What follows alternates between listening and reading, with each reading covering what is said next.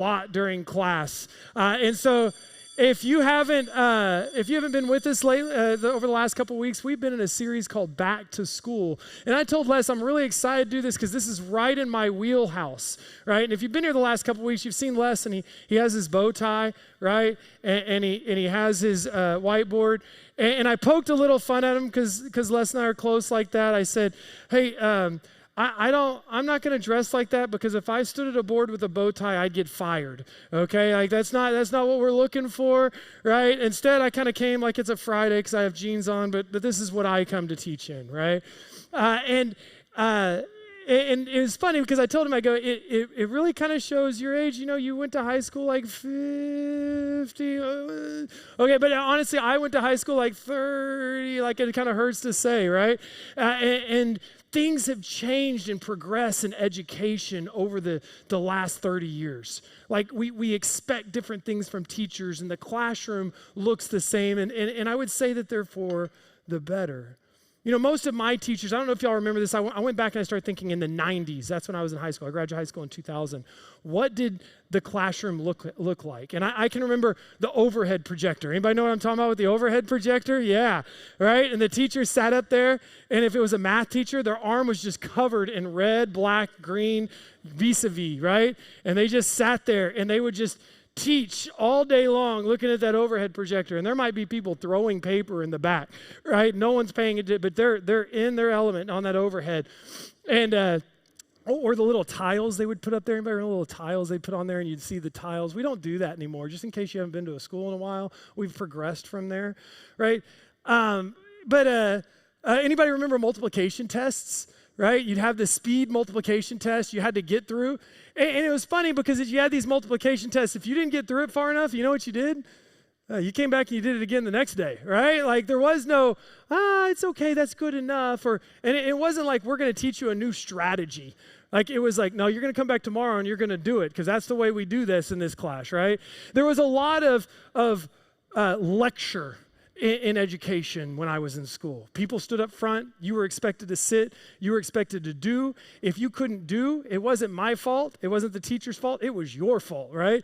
And teachers would say things like, well, you're just not good at math, right? If I told someone today, hey, you're just not good at math, that would be probably my last day at West, right? Like education for the better has changed. Teachers really didn't change their style for anyone. Instead, either you got it or you didn't. And if you didn't get it, there's a good chance you might repeat kindergarten. Y'all remember that kid? Yeah, some of y'all might have been that kid. You might repeat kindergarten because you didn't color well enough, right? But as things have progressed over the last 30 years, we've made some really big shifts that are good. It provides a different culture in a classroom. You know, learning is no longer seen as passive listening. It's experiential. Experiential. I didn't say that right. We experience learning. And we've learned that people learn in different ways, and we might have to find ways to engage students that is not just the way that I learned, right? We might have to put things in their hands and they're tactile. We might have to show them different visuals, or we might have to teach them different ways of thinking about things. And so teachers have had to shift a little bit.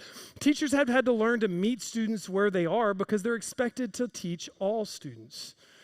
And we understand now that the most influential thing about a teacher is their presence and relationship. And so I started trying to kind of put this into some terms that might make sense to those people outside education. The first thing is if as a teacher, I am not expected to teach at the board because we teach in something called the power zone, right? And the power zone is about proximity. Okay, and so I told Les, I said, I can't teach like that up here because if I was in my classroom, and I'm going to teach like in my classroom today, I would be expected to be walking around, right? I would expect to be the power zone. This is the power zone where the students are. There's no separation of where the teacher and the student is. See, power zone is about proximity and engagement and connection. You know, when I'm walking next to students, I'm able to see what they're working on a little bit better. You know, I can say, hey, Lee, you need to wake up, dude, right? I'm just messing with you, Lee. I can come around and I can actually pay attention to what's happening. But even more than that, instead of just about behavior, it's my ability to see a student. If I'm at the front, I can't see the one at the back who might be having a little bit of trouble with what they're working on. I can't see the mistake that's taking place or maybe how I can approach learning in a different way. I don't know my students well enough if I just sit behind my desk or stand at the front of the room. And so what there's push has been is that you have to learn to work from what we call the power zone, right? And if you're a teacher, you're like, yeah, I'm tired of hearing power zone. But it's one of those things that just became a part of education over the last 10 to 15 years. It's been a very strategic initiative, right? The second thing that I've seen, I was thinking about what are some shifts from when I went to school, and that is that teachers are responsible for all students learning and growing. Right? I really love this statement by Mrs. Collazo, who's our superintendent, and it casts the vision for this. It says, we will be student-centered. We create the culture and conditions for all students to excel. Now, I can remember my geometry teacher, and my geometry teacher in high school was definitely my worst teacher, right? She did not care if someone got it or did not. She did not change the way she taught ever, right? She stood at the front. She told you either got it and you did like full page proofs, okay? Or you failed and that was it. And she went about her day, right? She didn't care that I had trouble understanding what she was talking about at that current moment or that I had missed some classes to basketball and I was trying to catch back up. It was not her job is the way she saw it. And so now what we're called to do is have vision for all students. We call that, I'll just say vision for all. We call that differentiation. We differentiate our lessons. I'm going to teach my lesson different for different students in my class because they need to learn in different ways and they're all at different levels. And my job is not just to express, it's to learn. I always tell students, it's my job that you learn, not that I teach, right? And so there's this understanding that we are responsible to have a vision for all students. And I say vision for all students because what I'm really responsible for doing is being able to look at a student and not see what they see in themselves right there, but see what they can become, right? In my classroom, it is illegal to say, I can't and I am dumb, because that's something I've heard a lot. I taught math for a long time. I teach a pretty difficult subject right now. It's the idea of I can't yet. That's what teachers are called to do now. You know, you have the ability. We will get there. I have vision for you in the future. Right? And the third thing is that we are called to build relationships with our students. Okay, so education today is relational. And what we came to a point of realizing is that if students, this makes complete sense, but if students don't think that you care about them, there's no way they're ever going to care about how to prove Pythagorean theorem, right? There's no way they could ever care about that, right? But if they learn that we care about each other and that there's a mutual relationship built, it creates space for learning to take place, right? And so we do things that I do things in my room that are different than the gym, but I stand at my door and I fist bump kids as they come in. I ask them about their day and I know what's going on in their lives, right? And then I throw in, like, this is where my corny self when I'm in the classroom versus I don't do this in the gym. My players wouldn't like it. But I throw in like a snail, if you know what I'm talking about, or a turkey Thanksgiving sandwich. We start with humor, we start with connection, because I know that if they're not connected to me, they'll never listen to me. They won't respect or love me. And so a teacher has to come from that heart of loving relationships with students. Mrs. Saxton, who was Mrs. Crick when I was at West, had this curriculum that we went through that was called Capturing Kids' Hearts. And it was focused specifically on how do you create relational equity with students so that they know that you care. Because if you're a teacher, trust me, you have to care. So how do you develop that? And honestly, I kind of made fun of my high school education, but truthfully, and probably you yourself, can remember the teachers that had the biggest impact on you. And most likely, they didn't sit behind their desk or stand at the board. They were involved in your life in some way. They had proximity. Most likely, they had the ability to see how they could influence every student in their classroom, right? And probably they were relational. Like I had students, I thought about that Mrs. Woodbury was my Latin teacher in high school. I took Latin because I was just different. I just didn't want to take Spanish. And she deeply invested in her students. And she could joke. We called her Silwa Baca because Silwa was wood and Baca was berry and her name was Woodbury. And she never corrected us. She thought it was funny, right? We had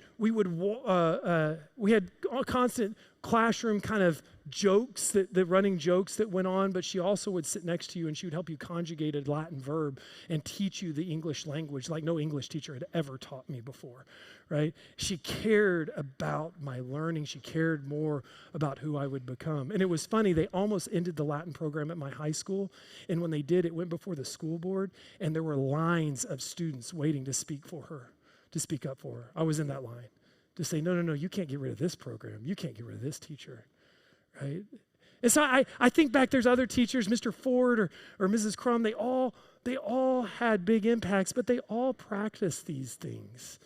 They understood and valued these things because truthfully, these aren't new. These are values that every good teacher has. And the greatest teacher of all time, the master rabbi, which means teacher, and Jesus lived them out perfectly. The gospel shows us Jesus is the ultimate teacher, not standing behind a podium and preaching down to people, but walking amongst people. And there's this story in Luke 19, 1 through 10. And you've heard this story before, but I just started seeing this as like the perfect example of Jesus as the master teacher. It says, Jesus entered Jericho, and he made his way through the town. Jesus is in the power zone. He's amongst the people. And there was a man named Zacchaeus, and he was the chief tax collector in the region, and he had become very rich. He tried to get a look at Jesus, but he was too short to see over the crowd. I've never had that problem before. At concerts, I tend to be the one who's trying not to stand in front of people because there's like, if I'm standing, there's usually like 15 feet behind me because people can't see over the top of me, so I can't relate with Zacchaeus in this spot, right?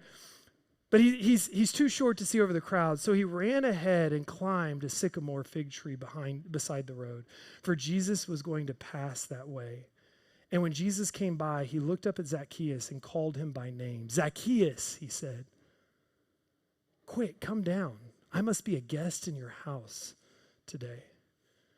We see this idea that Jesus understood the importance of proximity, that it was Jesus' proximity that would change lives, that he wanted to be close to people so that he could see them, so that he could know what their needs were. And as he looks at Zacchaeus, we find that Zacchaeus had some issues. They call Zacchaeus a tax collector, and then they say he had gotten rich, right? And what that means is Zacchaeus as a tax collector was working for the enemy. They were taken over by the Romans, and the Romans ran everything, and the Jewish people were living as kind of exiles in their own land. And some Jewish people at the time decided the best way they could make money was to work for the enemy and become a tax collector and collect taxes for the Roman people. But the reason they would get rich is because as a tax collector, they could tell people, this is how much you'll give me. And so they could charge more.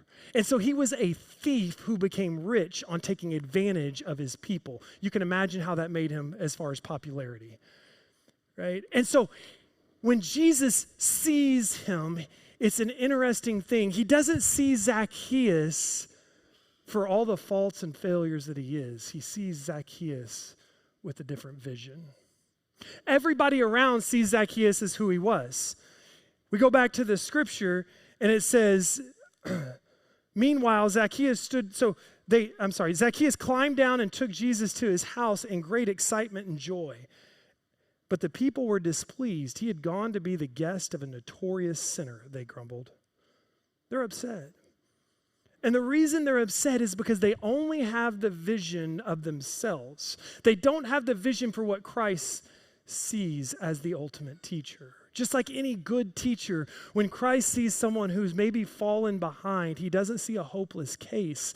What he sees is a vision for his future. Christ is not stuck on where you are right now. He sees a vision for where you will be. And so with proximity with Zacchaeus and his vision for where Zacchaeus is going to go, he goes to have a meal, which at this time, a meal is really important. A meal is an acceptance. A meal is not just a quick trip to McDonald's. It's going into someone's house and saying, I want to have a relationship with you. And once again, we see the master teacher. He's found proximity. He has a vision for something bigger for Zacchaeus' life. And now he's building a relationship with him. And the response is awesome. Zacchaeus stood before the Lord and said, I will give half of my wealth to the poor. Lord, and if I have cheated people on their taxes, I will give back to them 4 times as much. Jesus comes up and he looks at Zacchaeus and he says, I see you, I hear you, but more than anything, I see a different future for you. And Zacchaeus' response is a radical change of heart. Zacchaeus doesn't just feel better about himself. He doesn't just promise to try harder next time. The moment Jesus steps into the proximity of Zacchaeus' life, the moment Jesus brings acceptance and love, and he brings his vision for who he can be, Zacchaeus' heart is captured and his life changes. That's not small. That's not surface. That's repentance. That's restitution. That's transformation. And the first thing I want to bring to us today is just the idea of this. We're called to be teachers in people's lives. And too often the church sees that as me standing up in front and telling people what to do. But if we pay attention to the example of Christ, what we're called to do is step into the proximity of those people around us, into the power zone of their life, looking for ways in which they need us to be close. And if we're not there, we can't see the need. We can't see the necessity. We can't see where they're hurting or they're broken. And in the midst of that, after we find that proximity, he wants us to have his vision. The vision to be able to know that where people are right now is not where they will continue to be. And then in the midst of that, be able to practice relationship. Because truly what we believe is that God lives in us through the Holy Spirit, right? So when we bring our proximity and our vision to people and we create relationship with people, what we're really bringing is the proximity of the presence of God. That's what we're called to do in sharing our faith with other people. But as we keep looking and kind of get deeper, there's this other story that I've ran across. And the other story is a story of a woman who also is caught up in a meal being shared. This time, Jesus hasn't been invited by the woman he's going to affect. He's been invited by a Pharisee named Simon. And the transformation doesn't come to the one at the table. It comes from the one who sits at the feet of Jesus. It's in Luke 7:36 through 50. It says, one of the Pharisees asked Jesus to have dinner with him. So Jesus went to his home and sat down to eat. And when a certain immoral woman from that city heard he was eating there, she brought a beautiful alabaster jar filled with expensive perfume. Then she knelt behind him at his feet, weeping. Her tears fell on his feet, and she wiped them off with her hair. And she kept kissing his feet and putting perfume on them. And when the Pharisee who had invited him saw this, he said to himself, if this man were a prophet, he would know what kind of woman is touching him. She's a sinner. It's a very similar kind of story. Jesus' work in the power zone of the culture of the day, his willingness to go and spend time and create relationship with people brings about a person coming to him. And as she comes to him with brokenness. Same way Zacchaeus did. It's a different type of brokenness because it probably has a lot to do with the immorality that's been in her life. She knows she has not followed what God has wanted her to do. And it probably has something to do with how her occupation and her as a woman and some things and some decisions that she made. And she falls at the feet of Jesus. And in his presence, in his proximity, Jesus sees a different future for her. At the end, he's going to say, your faith has saved you. Go in peace. He sees not her past and her brokenness. He sees her future. He meets her right where she is. And it causes the same conflict that happens with Zacchaeus. It causes the Pharisee to go, if this man were a prophet, he would have known what kind of woman is touching him. She's a sinner. But instead, he's not stuck on her past. He's stuck on the vision for her future. And he accepts her and creates relationship with her at the altar. And he tells this really cool story where he says, hey, if you owed me 50 cents and this guy owed me $100,000 and I forgave both debts, who would love me more? And the Pharisee goes, well, the person with the $100,000. And he goes, yeah, and ever since this lady walked in, she's washed my feet when you refused to wash my feet. She's anointed my feet with oil when you didn't give me oil for my face. Her love is shown by her worship. And that's where we have to start to think in a different way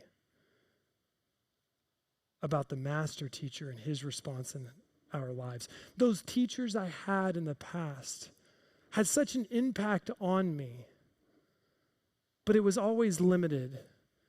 They could make a little relational impact on me. They could help me learn my subject, but they could not transform my life. And when we come into proximity with Christ, we realize his vision and we know the relationship and develop that relationship. What we find is the only act that's appropriate is worship. She enters the room carrying her sinful reputation. A reputation everyone knew. Much like Zacchaeus, she was known more for her failures than anything else. But instead of running from Jesus, she runs to him. She kneels at his feet, and then it happens. She begins to weep.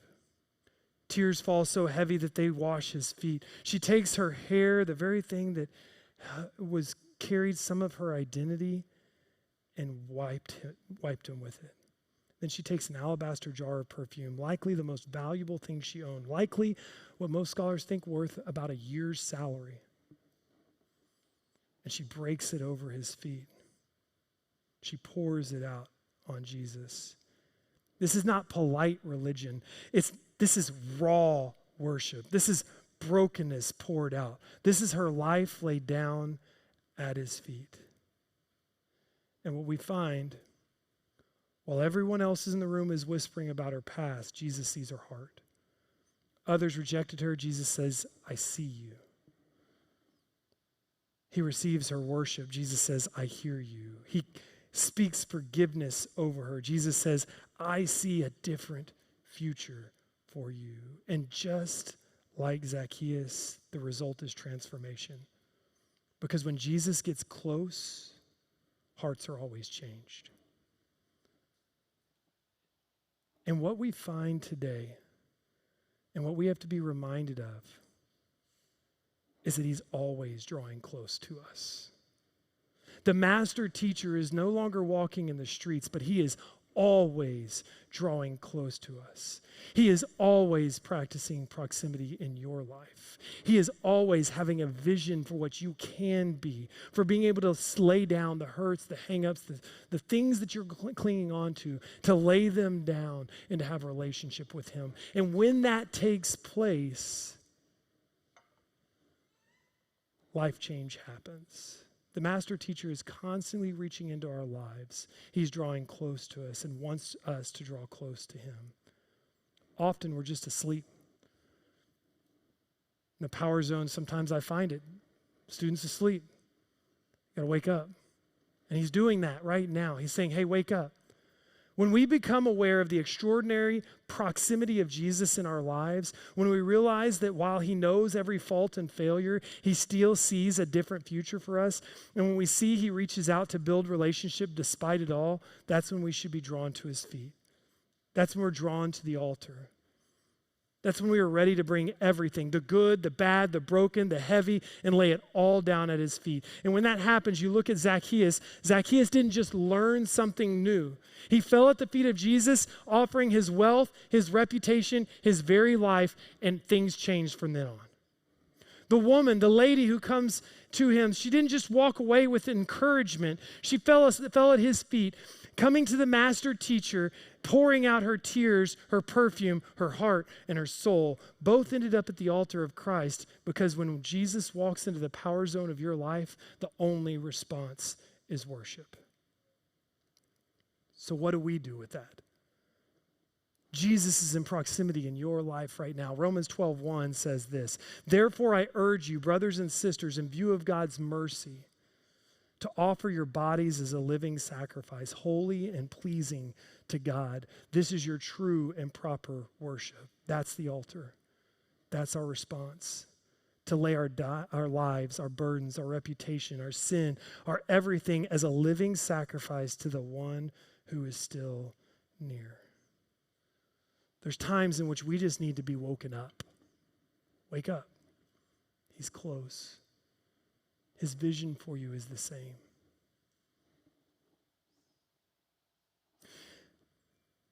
And when we bring things to the altar, whether big or small, when we bring them to the altar, whether something that we need to get rid of or maybe just a part of our lives we want to dedicate to God, and we bring it to the feet of Jesus, there's no waste. There's never waste at the altar. You know, we sang as that song today and at the altar. It's from Elevation Worship. And over the last few weeks to month, that song has just been imprinted on my life. We sang it at camp, at student camp at the end of July. It was the first time I heard it. And I'm not really an emotional person, right? I cry with sports movies. That's like the one thing. Maybe Old Yeller and sports movies. Those are the two places that I can get a tear. But as I was sitting in worship, watching high schoolers say, "There's no waste at the altar. There's no waste at the altar," something just struck me. And it was this understanding that when we bring things to Jesus, how big or how small, no matter if we don't feel like he can accept it or not, nothing that we bring to his feet is ever wasted.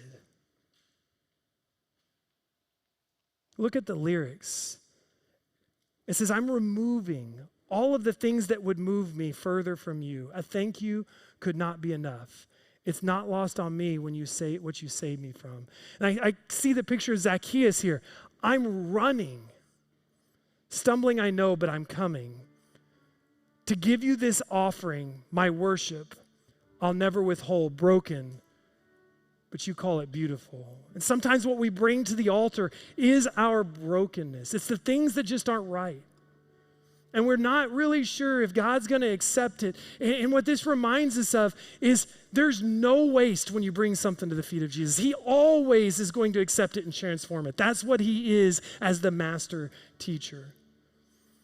It, of course, says where the tears of the desperate reach the feet of the Savior. That's the story of the lady. It's the lady at his feet with her tears coming down at his feet. She's desperate. And when her tears reach the feet of the Savior, nothing I wouldn't offer, those tears aren't wasted at the altar. Where the heart of surrender meets the hand of the Maker, nothing I wouldn't offer. There's no waste at the altar. At the end, he says, use it all. You can use it all. Use it all. You can use it all. The master teacher right now is working in your life. And what you bring to him, just like in the lives of Zacchaeus and the woman at his feet, will not be wasted. It will be transformed. And I'm going to challenge you today. I think there are some people in here today who have been prodded lately by the ultimate teacher. His proximity has been in their lives, and they're trying to figure out if they're going to listen or not. And a nagging that has been, a nagging that he has something for you, something he wants you to lay down. Some worry he wants you to give up, some relationship or conflict you've been holding on to, some hurt or brokenness that has control over you, something that God has told you to step away from, but you don't feel like you can, or you can't see what the result would be if you did. Every burden, every sin, every reputation, every success, every failure, when we lay them at the altar, nothing is wasted. It could be something big or small, but just realize that in the end, when you lay it down at your feet, it will not be wasted. So as we finish up today, we want to give you a chance to listen to the master teacher and worship. So if you can stand with us with the band is going to play the chorus from At the Altar, and we just want to use this as an opportunity to ask the master teacher to talk into our lives. What is it that he's asking you to hand over to him? What is the waste? What won't be wasted at his altar?